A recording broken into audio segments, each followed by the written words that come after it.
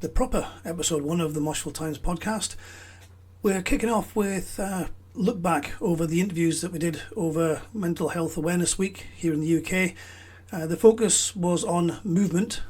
So the idea of getting up, getting out, doing something, going to a gig, banging your head, playing a bit of air guitar, all that kind of stuff can really help in terms of mental health. I don't know the science behind it. I'm not a scientist, but you often find that a lot of people will go to the gym and work out their frustrations, and it does genuinely help. It gives you a way to take your mind off things. It can burn off energy, and exercise can release endorphins and stuff and make yourself feel better. I know from personal experience, when you go to a gig and you walk into that room and there's a load of people around you who are there for the same reason, you just feel like you're in a big room with friends and you can talk to anybody. You get in the pit with people and it smiles as much as it is bashing into folk and hurling yourself over the top of people's heads and crowd surfing and just going mental. That kind of stuff can help me, and I know it helps an awful lot of the other people that work for Moshville Times and quite a few of the people we spoke to. So I've pulled a few of the snippets out. If you want to listen to the full interviews, that are available on our YouTube channel. If you just want to hear the little bits that are coming up, the main focus on each of them is a question that I asked each of the artists.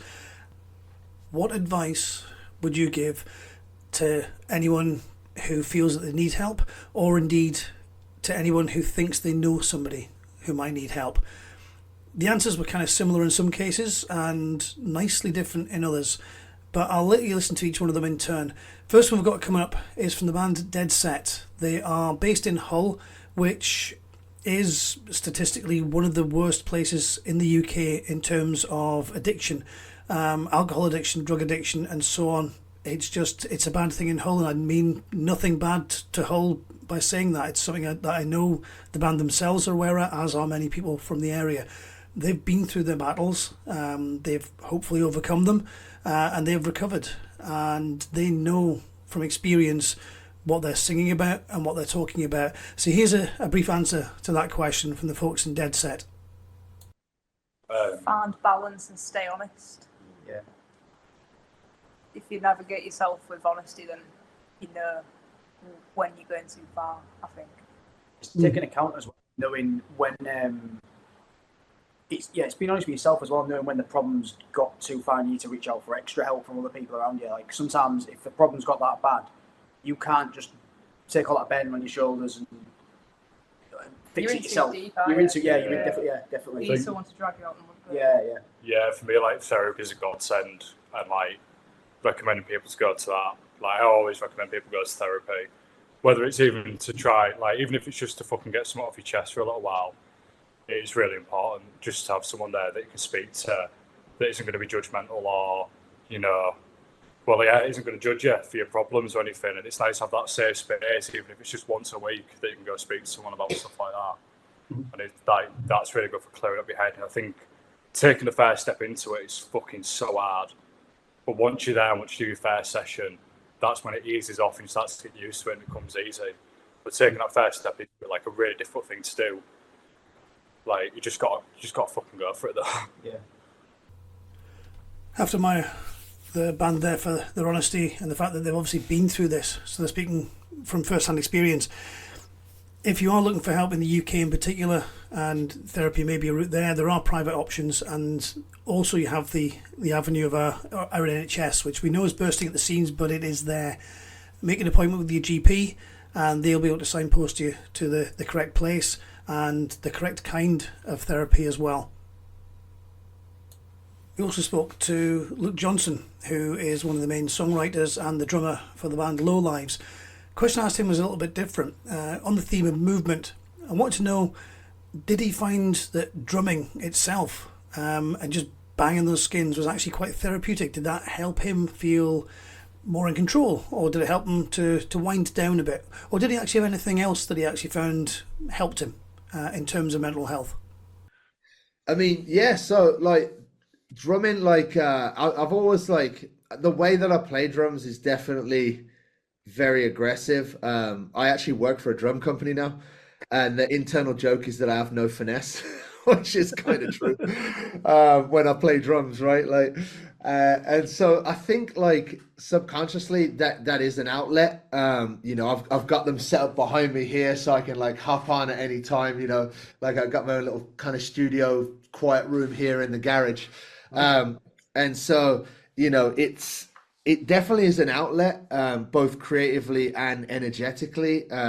I also train jiu-jitsu, so that's been quite a physical outlet for me recently, and also humbling because there's so many people that'll hand you your ass that you would assume on the street, like, oh, I could take him, you know. But other creative outlets besides that, I do play guitar and bass, and so you know, I do tend to write music, you know, and with Lee, when Lee was just in town, we were writing together.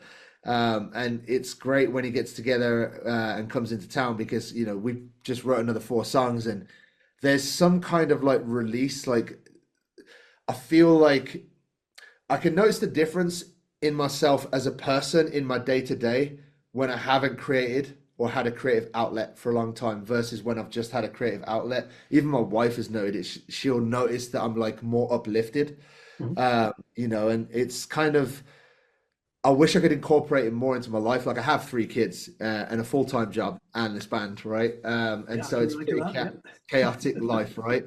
And so, you know, sometimes if I'm not like concentrating on like, okay, I need to cut time out of my calendar to go create something, right? Or play the drums, like I can tend to feel things build up, like, you know, and so it is a release, you know, playing the drums or writing music. Like I definitely notice the difference in my mood and my output when I do those things. Next up, we had a chat with Andrzej Citowicz, who bills himself quite happily as the autistic guitarist. He's very open about his mental health problems. Obviously, he's autistic. It's literally in his description. It was a first time he'd actually had a full interview in English, and apologies for the sound quality, but I personally think he did really well. I knew he was really nervous beforehand and he was very relieved afterwards, but he answered every question I put to him quite openly and quite honestly. One of the things I did ask him was why he focused on writing guitar music without lyrics, and it actually led into quite an interesting discussion about autism and music and how the two pair well together and how music can really help autistic people to be in touch with themselves and to get in touch with other people. Story behind everything, it's I learn through the life, communicate with people by the music without words. I grew up on the bands like Bon Jovi, Def Leppard, full hard rock commercial stuff. But in some point in my life, I discovered people like Steve Vai. And it was like turning point for me. It's like, okay, I just focus on the titles, the song, create story. So something incredible. And then I find my own language because I always feel disconnected from the world. Because I am on spectrum. You know, I am adult autistic person who is on spectrum. And for many years, I didn't know how to connect with the world. This person who you see right now is the best version of me that can be, but not always was like that. And music was my savior. My wife was my savior who diagnosed me, and she suspected that there is something. But I was adult. I was 40 years old. You know, when you discover this, when you are 40 years old, then you think, oh, okay, this all have sense now. All puzzles starting come together, and that's why I do this. That's why I was like that. It's too late. It is too late. But in the same way, you are grateful and you suddenly understand yourself. When you understand yourself, you understand your passion, you understand your love to music, why so much you love music. You understand why you love so much guitar, why you want to practice every day, why you want to make so many music, even too much music. And it's become your sort of, you know, medication. Good medicine. You know. So lots of people ask me, Andrzej, why you not take the vocalist to your song? I can, and I used to have, but I didn't feel it. Now, when I can communicate with the people, even if this little, this is not that I have crowd and everybody scream my name, and I have people who listen to me and they know me, they understand me, and I think that the way the guitar instrumental music bring me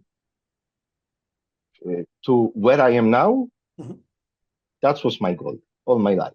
I didn't understand this back then when I didn't understand myself, but now when I understand myself, this is it. Ian George of Amongst Liars had a nice chat with us as well. He's been very open about issues that other people in the band have had and himself, and a recent video that he released for the song Mind, which is on their new album, is quite bleak. It shows a gentleman having a wonderful life and then splits to him obviously not being quite as happy as he's making out to everybody else, which is a very, very common theme in people who are upset, depressed, and eventually horribly suicidal. And that's deliberate in the video, and there is actually a trigger warning at the beginning of the video. It may upset some people. I did ask him what advice would he have for anybody who found themselves in the situation where they felt there wasn't a path to continue down. They need to talk to someone. You've got, there's a wealth of charities and organisations out there. Samaritans being the obvious one. We've done a lot of stuff with Mind as well. Great organisation. Even if it's not them, it's talking to someone that's close. Don't be ashamed about the way you feel. I think there's a stigma about, like you said earlier on. It's just there's this stigma about, oh, you're a person, you're a guy, you're a big strong man. You shouldn't talk about your emotions, And I think that's the problem that a lot of people have. And I think so. Talk anonymously to someone, talk to friends, reach out, have a chat. I'd say don't drink, because that's a spiral down. And I know that from experience. You feel bad, you have a drink, it leads to another one, and then you wake up and feel twice as bad, and then you go in that cycle again. And that to me is and listen to music. You talked about Bad Day, and it's I think a song that kind of really helped me. I was listening to obviously a lot of Bring Me the Horizon. Avalanche is a good track to listen to.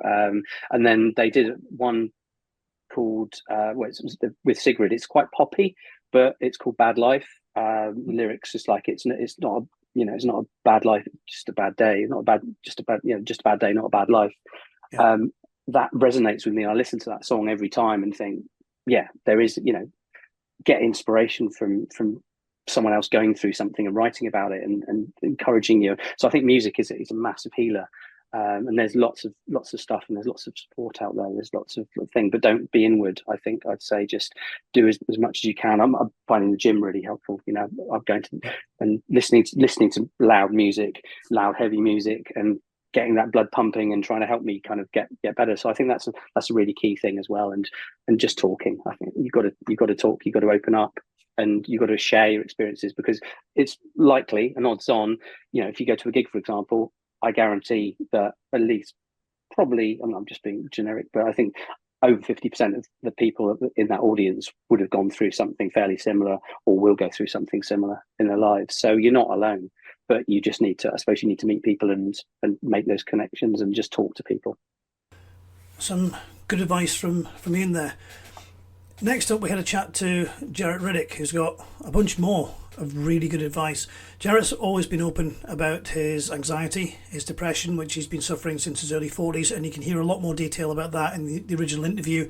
We all, or many of the fans, will know that the band pretty much called it a day some years back, because of Jaret's mental health problems. Thankfully, the band themselves helped Jaret get through it. He constantly goes on about how much his wife helped as well, which is wonderful to hear. And the band are still going, and the music and his own solo act are really helping him. What I asked him was to turn the tables a little bit. Rather than to offer advice to people who themselves are suffering, what advice would he give as a friend if he saw somebody else who was struggling? First of all, reach out. If you're really, really worried about the person, you might need to reach out to family. You might need to reach out to, their loved ones. You need to do your best to be a good friend and figure out what's going on. it's not your job to save their life. You can't put that kind of pressure on yourself. But what you can do is be there and try and make sure that the right things are getting through to that person. But biggest thing that you can do is reach out and not be abrasive and not go, I know something's wrong. What's wrong? Be like, hey man, I just was thinking about you. And if you want to go grab a beer or grab some lunch or something, or if you want to just get together and park outside and sit and watch the birds and shoot the shit or whatever, let me know. I was just thinking about you is a really big one. People who that hits hard with people. I mean, that still hits hard for me. Like I'll get it and I'll just be like, somebody will go, hey, I was just thinking about you. I thought I'd reach out. And I will literally take stock of myself and go, no, this isn't a bad thing, but I will go, okay, am I all right? Did I put out like some sort of a weird thing or whatever? Or is this person just being a good friend, or is it both? But I would just say, I think it's such a hard position to be in. Yeah. When you're not the one that's hurting, but someone else is, because there is literally only a certain amount you can do. So you have to be very careful with the amount of pressure that you put on yourself and the amount of blame you put on yourself if something bad does happen. But what you can do is offer up, an ear, a voice, a hug, a place to stay, food, warmth, those are the things that you can do. And, but I think number one, reach out. A big jump in music genres now as we head into the blues world. An interview that David did for us with big Boy Bloater, who's been very open about his own battle with depression. David asked him how he discovered that he was suffering from depression and what he found helped him.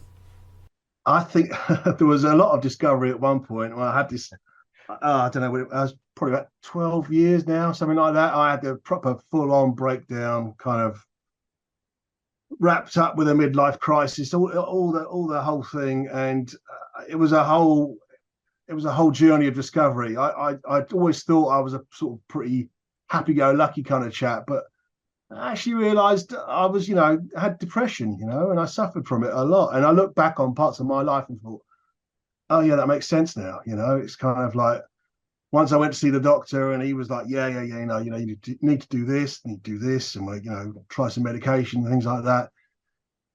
Yeah, just talking about it and realising it was going on was the biggest thing for me, really, I think. So have a chat with a friend or a doctor or someone. Sometimes it's easy to talk to someone you don't know so well. There's plenty of people out there. It's the important thing is talking about it. Really is. And it's I highly recommend it. Max from Noshows was over in the UK doing a couple of shows, and we had a chance to speak to him just before he flew over from the US. He has a message for people who maybe are finding it a little bit of a challenge to actually open up and to speak to somebody. We know it's difficult.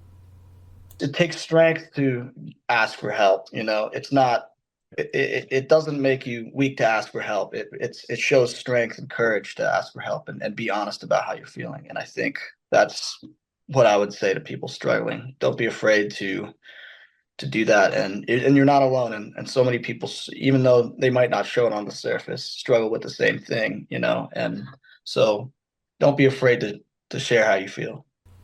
Matt Sweeney is one of the very nice people that help out with the organisation Heavy Metal Therapy.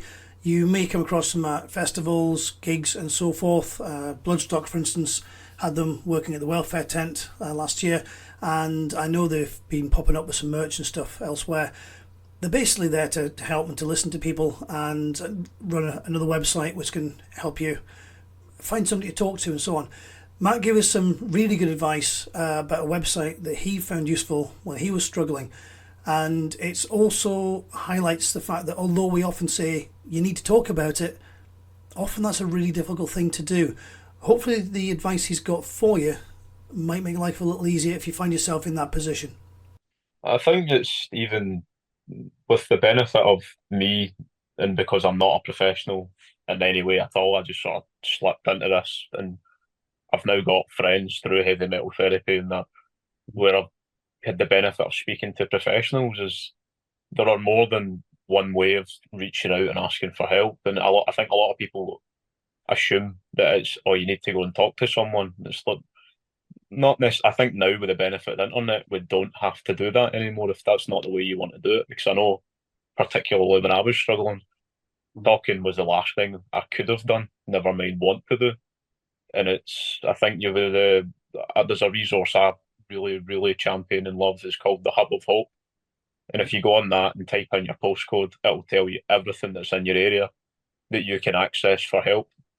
So that's a really fantastic tool to it'll tell you everything. So even if you don't want to talk, it might not be face to face, it'll tell you what's available, full stop. There should be something there on that site for you, hopefully. And then if not, it could be a case of there's always the Samaritans, and there's online live chat ones now. So there's other options for people that maybe don't feel ready to talk or don't feel like they can talk, or they want to go down the live chat option, or if you want to even email different things. I'm sure if you came to our website and you were particularly struggling and wanted to leave an email, we could signpost you to somewhere else that would be able to help you more. So some good advice there from Matt. If you aren't able to reach out and speak to someone, which is one of the best things, but we appreciate it's difficult, there are other ways to communicate, especially using the technology, using the internet, and we know you're on it because you're listening to our podcast. Thank you to everybody we spoke to. Thank you to the crew at Moshville Times, particularly David, for helping out with the big Boy Bloater interview. And if you do need to reach out to somebody, guys, we're here.